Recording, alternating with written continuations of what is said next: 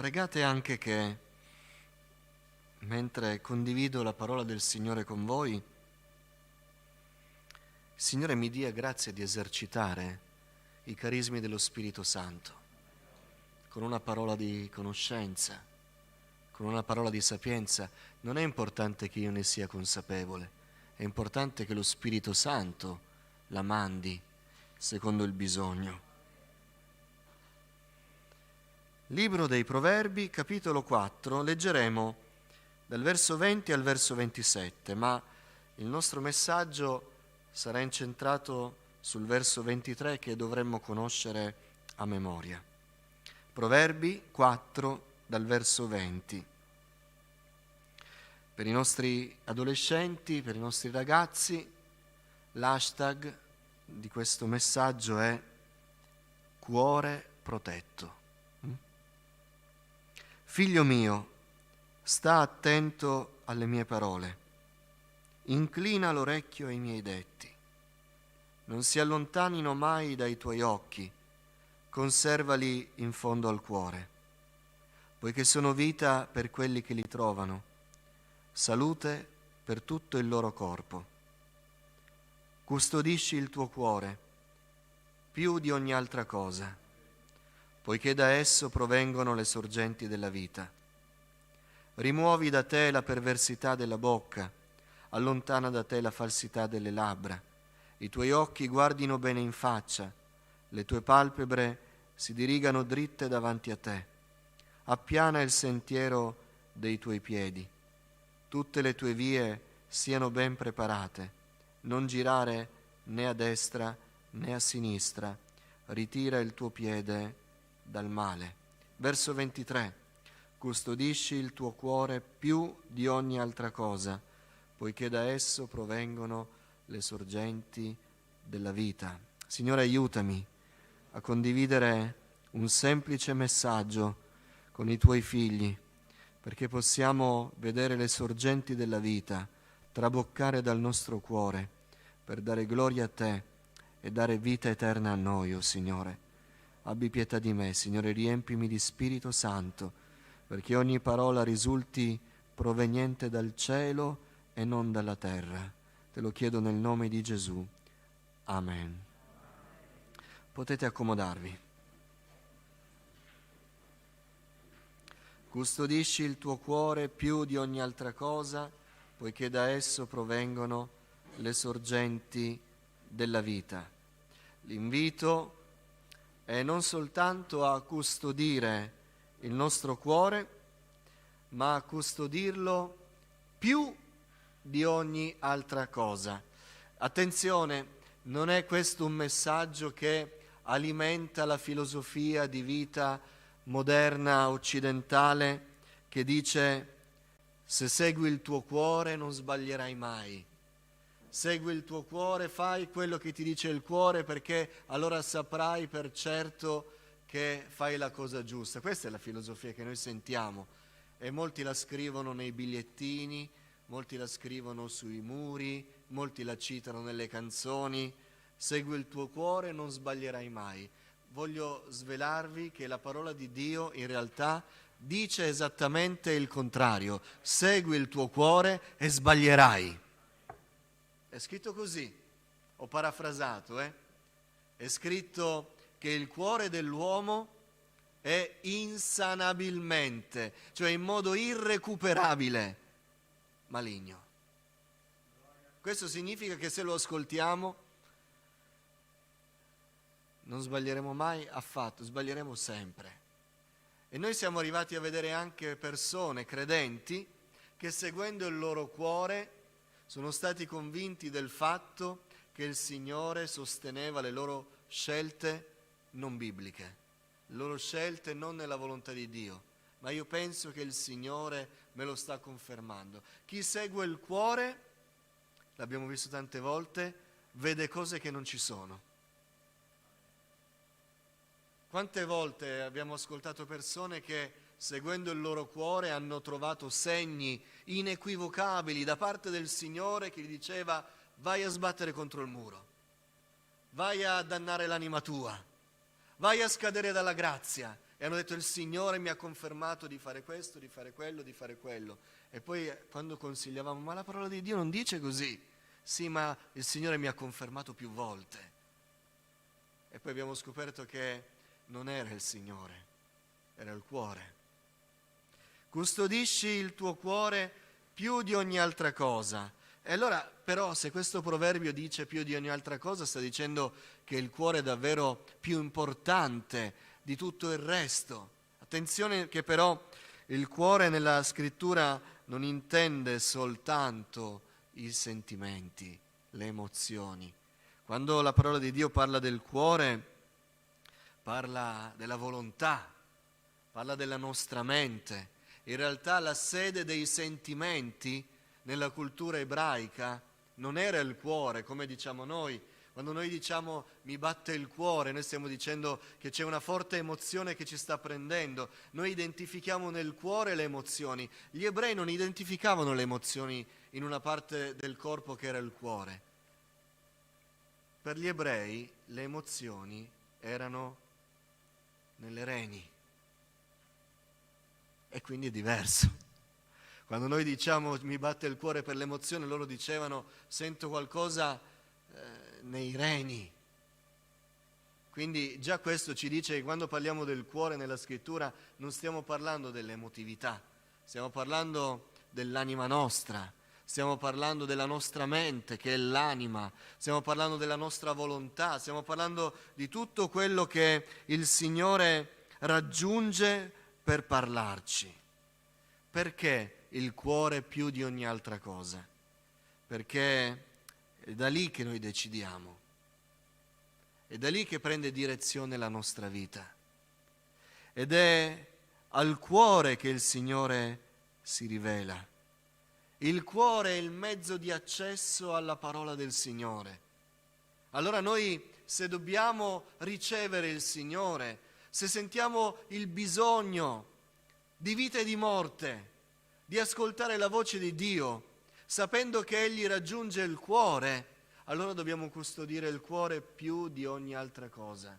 Chi vuole ricevere la parola di Dio deve custodire il suo cuore, deve mantenerlo sano, in vita, forte. Chi vuole decidere per il meglio, per la sua salvezza, deve custodire il suo cuore. Custodisci il tuo cuore più di ogni altra cosa. L'invito è a custodire. E non dice permetti al Signore di custodire il tuo cuore. Dice custodisci tu il tuo cuore. La responsabilità del nostro cuore è nostra. E quando non abbiamo custodito il nostro cuore, andiamo dal Signore accusandolo dicendo Signore, tu non sei stato capace di custodire il mio cuore. Altra verità che non è nascosta nella scrittura ma è chiara. Dio non fa le cose che dobbiamo fare noi. Dio fa le cose che deve fare Lui. Le cose che dobbiamo fare noi, Egli ci aiuta a farle, ma le dobbiamo fare noi. Amen. Noi a volte siamo come quegli studenti un po' furbetti che non sapendo fare le cose o non volendo fare le cose chiedono aiuto a qualcuno, ma poi quell'aiuto diventa guarda io adesso devo andare via, se me lo finisci tu, se lo fai tu, se me lo sistemi tu perché non c'è tanto tempo e non mi è chiaro, lo fanno fare agli altri. Noi non possiamo essere così nelle cose spirituali. Dio non farà i compiti per noi. Dobbiamo custodirlo noi il nostro cuore. Amen. È la nostra responsabilità individuale. Custodisci il tuo cuore, cioè proteggilo. Abbi riguardo del tuo cuore. Abbi cura del tuo cuore.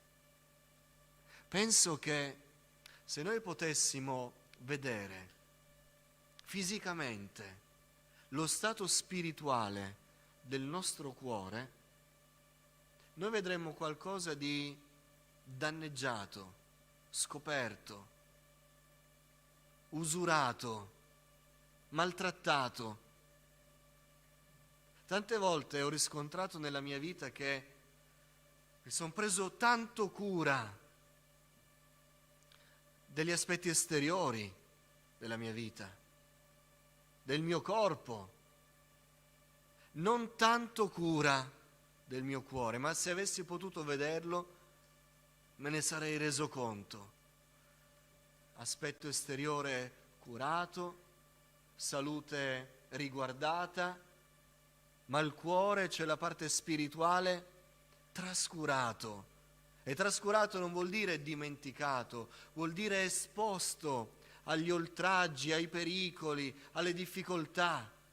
Un cuore non custodito, un cuore non protetto, un cuore non curato, non riguardato, è un cuore gettato a cose pericolose, è un cuore gettato in mezzo ai rovi, è un cuore lasciato in movimento strisciare su muri scorticanti, è un cuore che si ferisce, è un cuore che si fa male. E se noi potessimo vedere il nostro cuore, lo vedremmo davvero custodito oppure no?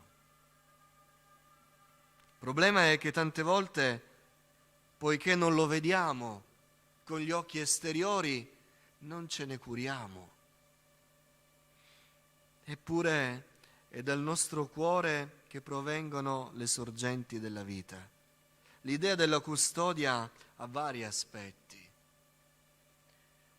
È custodito qualcosa che viene posto in un luogo sicuro, una cassaforte, un luogo blindato, un luogo che anche le intemperie di fuori non lo smuovono, non lo attaccano.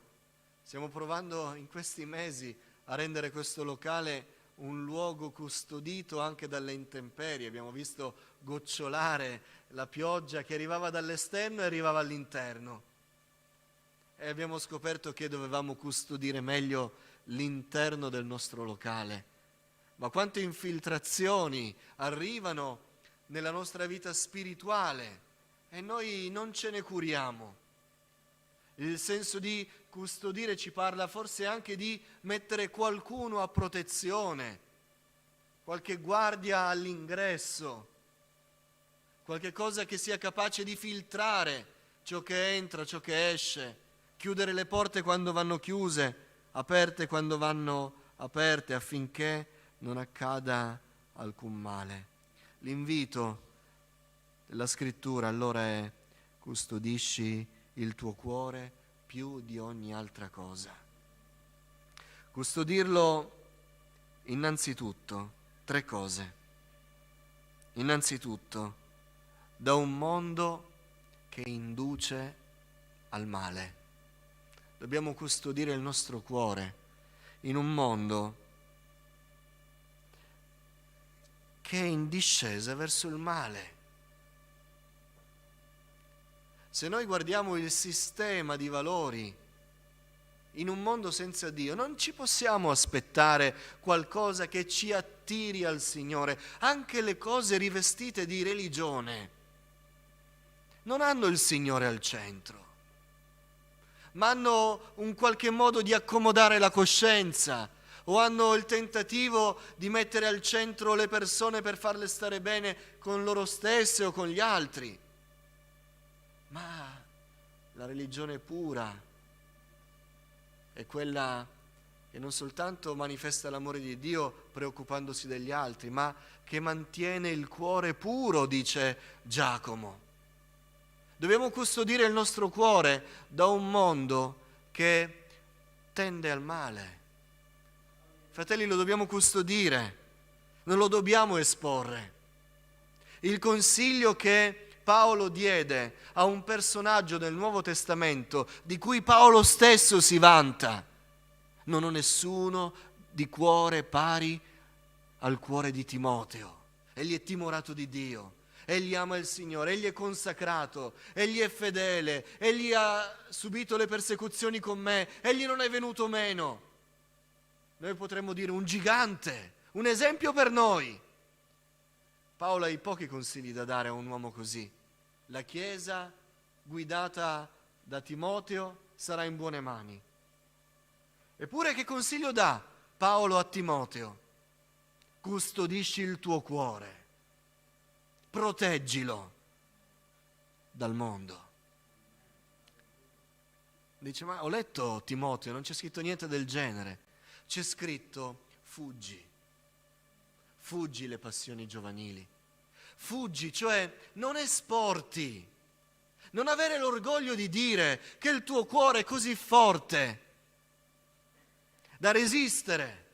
Custodiscilo, non esporlo ai graffi, alle contusioni, ai colpi, agli attacchi, alle tentazioni. Non esporlo a un mondo che tende al male. Custodiscilo, proteggilo, nascondilo, riservalo, riguardalo, coprilo, difendilo in ogni maniera.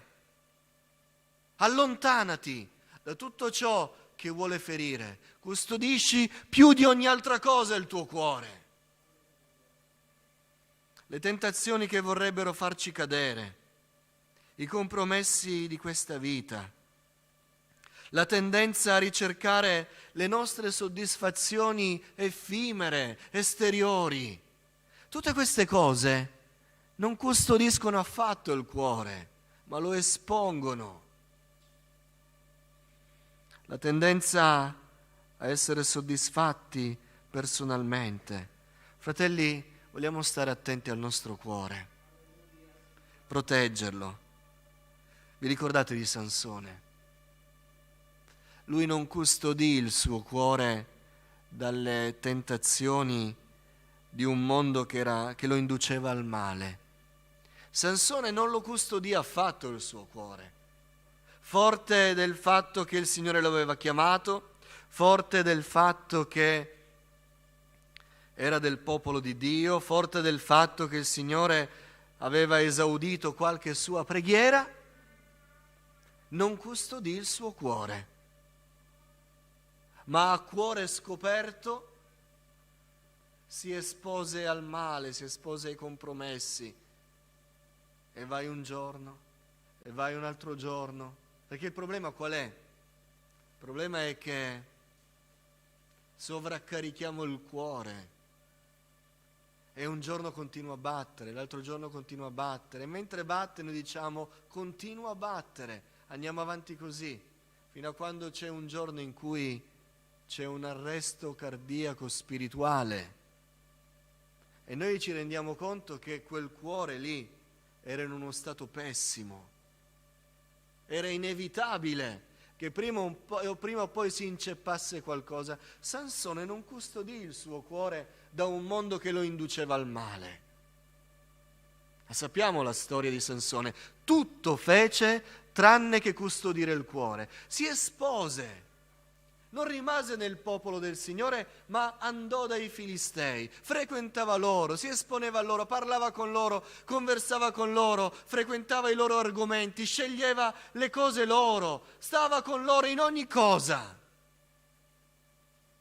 Si curava del suo aspetto, non si curava del suo cuore. Si curava dei suoi desideri, non si curava del suo cuore. Voleva una sposa, la voleva come piaceva a lui.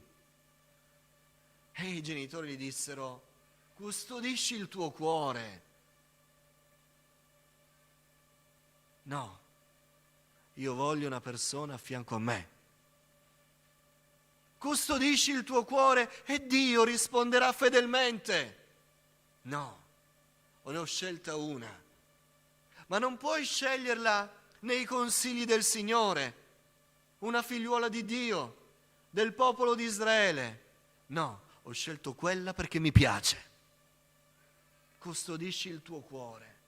Sansone non lo custodì. Il finale lo conosciamo.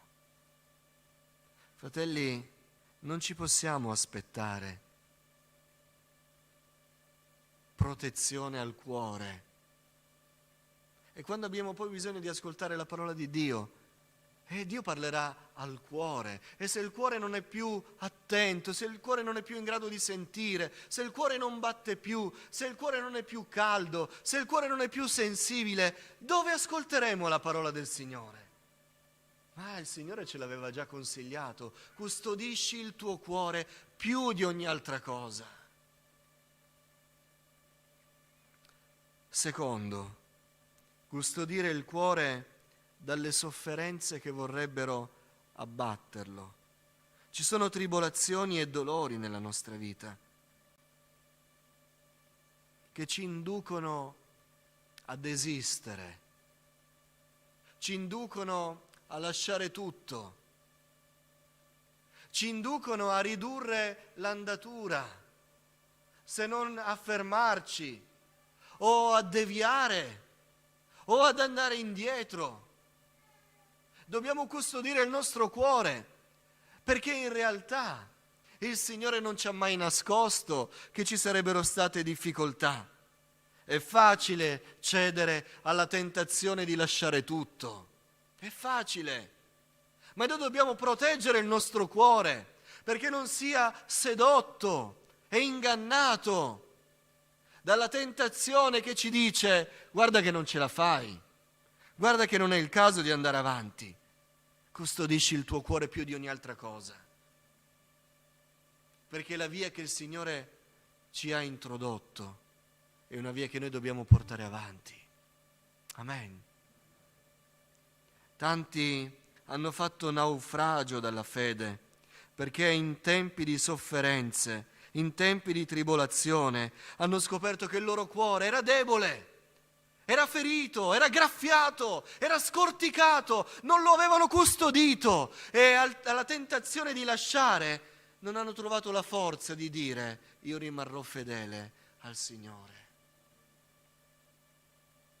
Noi vogliamo custodire il nostro cuore, perché mi sembra che tra le tante tentazioni che l'avversario ci propone quotidianamente, sì, ci sono sicuramente quelle di una vita secolare che continua ad accumulare sulle nostre spalle cose su cose. Noi veniamo ingannati da corruzione, da compromessi, da tanti pesi che poi ci impediscono di sostenere l'unico peso che dobbiamo sostenere, il nostro cuore. Ma una tentazione particolare del nostro tempo è proprio quella che ci sussurra: non andare avanti. Qui la strada è troppo in salita, qui le prove sono troppo dure da essere sostenute. Cedi, lascia il passo a qualcun altro. E noi vogliamo custodire il nostro cuore più di ogni altra cosa, perché sia così forte da non essere ingannato da questa che è una lusinga dell'avversario. Se noi lasciamo, l'inferno trionferà. Ci provò Satana con Giobbe, provalo. Ci penso poi io a dirgli: Giobbe, ma lascia stare il tuo Dio e muori in pace. Chi pensate che disse quelle parole? La moglie di Giobbe? No, era il tentatore. Era il tentatore che non ci viene a tentare con il nostro peggior nemico. Ci viene a tentare con la nostra migliore amica, perché ci vuole sedurre, ci vuole ingannare. Ma lascia stare il tuo Dio. Nessuno avrebbe resistito alle prove a cui hai resistito tu. Sei il migliore di tutti. Sei andato più avanti di tutti nella resistenza. Ma adesso basta. Questi tormenti, queste prove, queste sofferenze che nessun altro ha vissuto, solo tu. Sei giustificato a lasciare tutto. E un cuore non custodito cede. Vi ricordate Geremia? Dopo molte sofferenze, disse al Signore apertamente, quasi come dicendo, alcuni lo fanno ogni tanto: Signore, io sono sincero con te, quindi devi almeno lodare la mia sincerità. Non sono disonesto davanti a te. Signore, tu mi hai sedotto, io non parlerò più di te, lasciami stare. Basta, la vita mia è lacerata, io non voglio più andare avanti.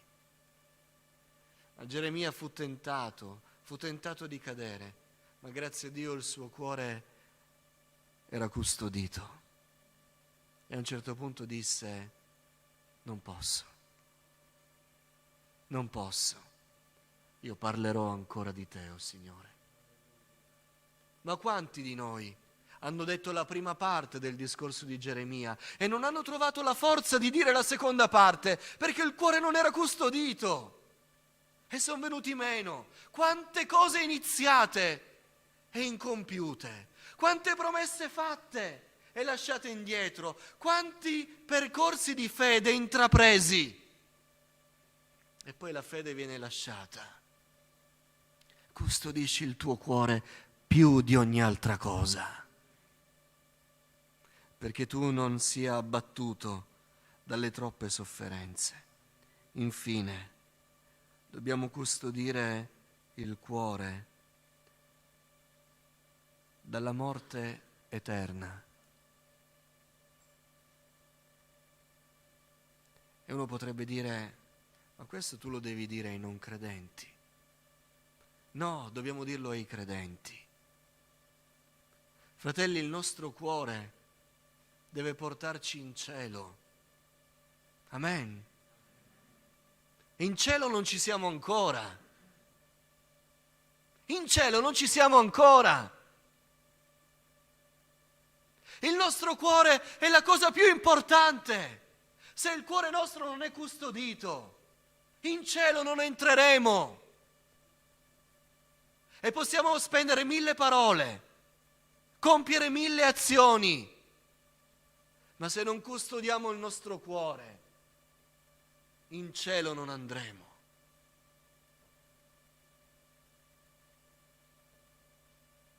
Il peggior modo per non custodire il nostro cuore è proprio di non preoccuparci della vita eterna, di non studiarci di ricevere la salvezza dell'anima giorno dopo giorno, il dar per scontato che una volta salvati siamo salvati per sempre, il pensare che non conta quanto cadiamo, non conta se siamo compromessi con il peccato, alla fine il Signore ci salverà perché un giorno ci siamo battezzati nelle acque. Ma poi il cuore si indurisce, non batte più alla presenza del Signore, non c'è più il timore di Dio. Le cose del Signore non ci allarmano più, non ci entusiasmano più, non c'è più nessun sacrificio che siamo disposti a fare perché il Signore ce lo chiede, non c'è nessun passo che compiamo nel nome del Signore, non c'è niente che fa vibrare il nostro cuore per Dio. Però siamo ancora credenti, diciamo, in una vita che non parla di Cristo. C'è il peccato nella nostra vita e lì rimane. E lì rimane. Diciamo di essere credenti, ma siamo disponibili ad avere reazioni da non credenti, chiedendo poi a Dio di perdonarci. Custodisci il tuo cuore dalla morte eterna, perché non venga il Signore come un ladro nella notte e ci scopra non salvati.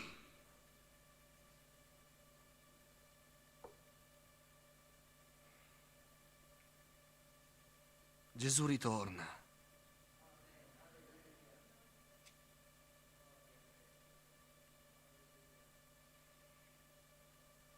Nessuno potrà mai dire di aver custodito il proprio cuore se prima non lo ha messo in salvo nella mano del Signore. Ma mettere la nostra vita nelle mani del Signore significa che da quel momento in avanti decide Lui dove andiamo, cosa facciamo, cosa diciamo, le nostre scelte di vita, i nostri affetti, i nostri hobby, la nostra apparenza, il nostro lavoro, le nostre scelte delle cose quotidiane. Decide Lui.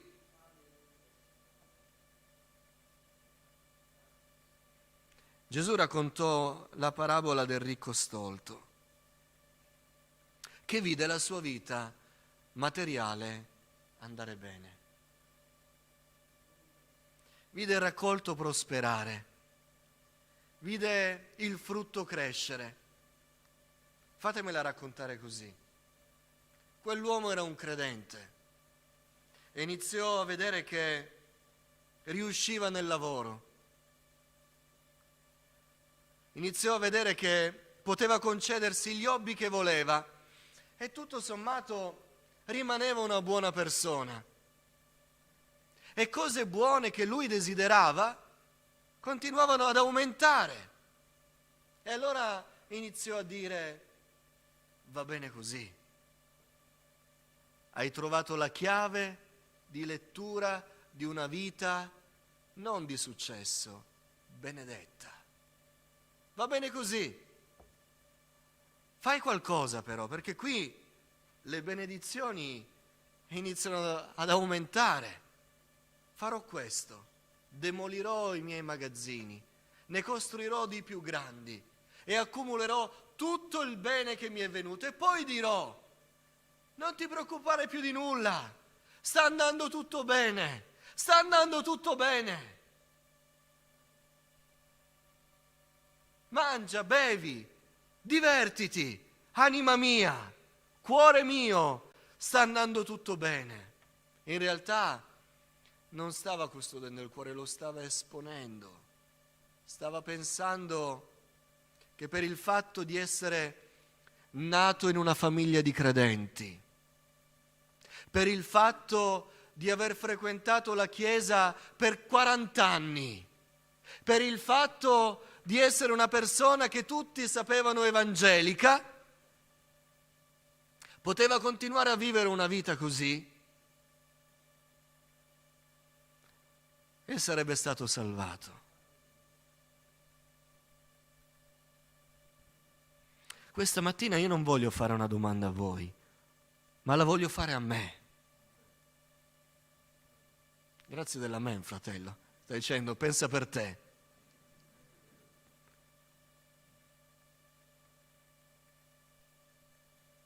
Ma io sono salvato?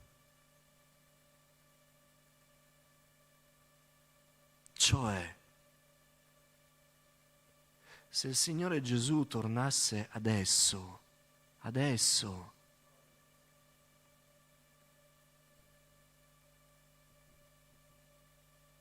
avrei qualcosa di cui vergognarmi?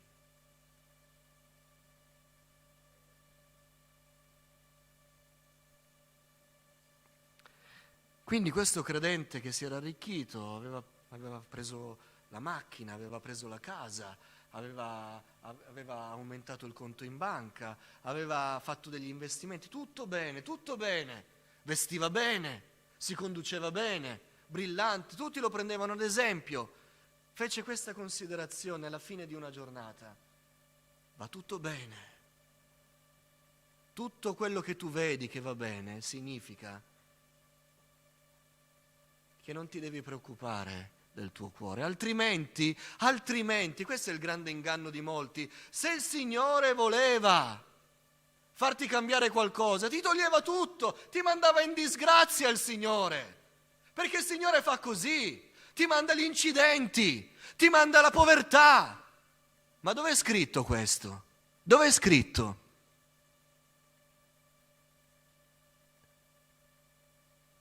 Non è scritto da nessuna parte. Egli è Dio di grazia,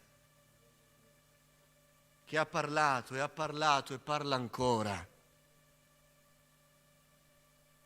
E quindi questo credente diceva: visto che il Signore non ti ha mandato in povertà, visto che il Signore ti ha permesso di comprarti la macchina e la casa, allora non ti preoccupare del tuo cuore, vuol dire che va bene. Ma una voce venne dal cielo e il Signore disse: stolto, questa notte stessa la tua anima ti sarà ridomandata e tutto quello che hai accumulato, di chi sarà? Dobbiamo custodire il nostro cuore per la salvezza.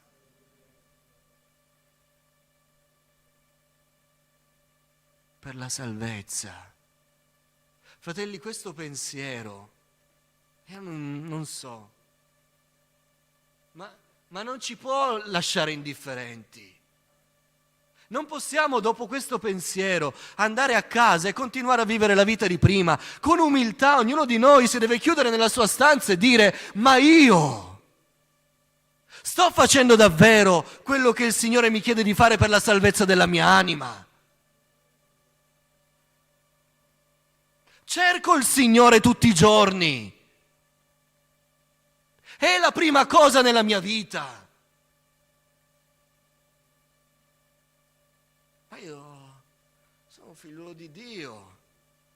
Certo, non mi puoi chiedere di fare grandi cose. Non le chiedo io, fratelli. Ho parlato per me. Ho parlato per me. Perché se il Signore torna e il mio cuore non è custodito, che ho fatto in questa vita? Che ho fatto?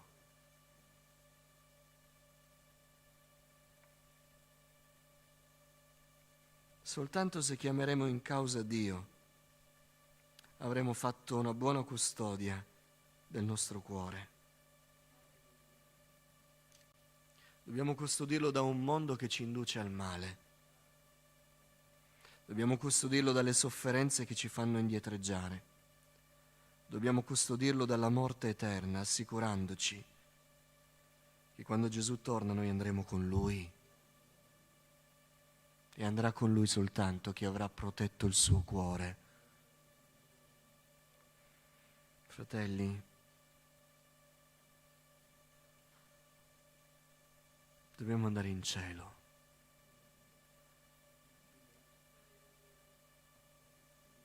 E ci dobbiamo andare tutti insieme. Ma io non posso parlare per voi. Devo custodire il mio cuore.